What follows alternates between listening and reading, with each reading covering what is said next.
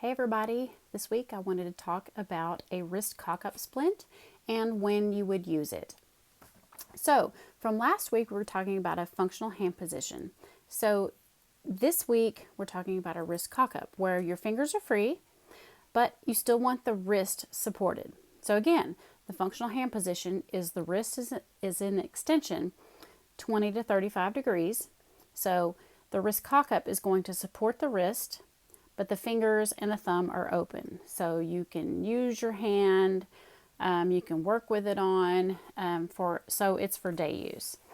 However, it can be for night use as well with your patients, for example, with carpal tunnel syndrome, where they may sleep with their wrists bent or extended, and they wake up with a lot of night pain. So with your carpal tunnel syndrome, you're going to prescribe or make or send them to Walgreens to buy a wrist cock-up splint.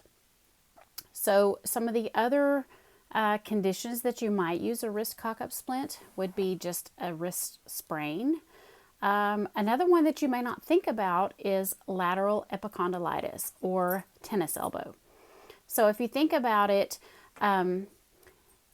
your forearm extensors are most engaged when your wrist is extended and you're grasping. Okay, so think about tennis. You know, you're constantly playing tennis, you've got the grasp on the racket, and your wrist is extended. Okay, so those forearm extensors are fully engaged with grip and wrist extension. So if with any tendonitis, we want to rest the problem areas.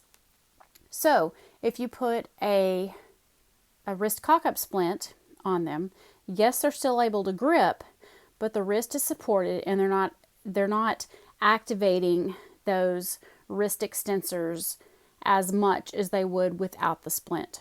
So back in the old days, we used to put the little forearm strap with a little air pillow that puts pressure on your extensor carpi radialis brevis, your ECRB. But those don't seem to really help very much.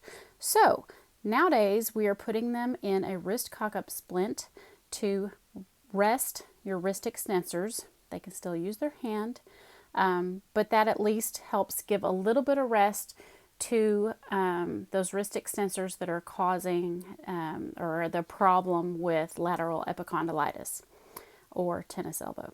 So I hope that helps. Again, like and subscribe and let me know what you would like to know about. Thanks, bye.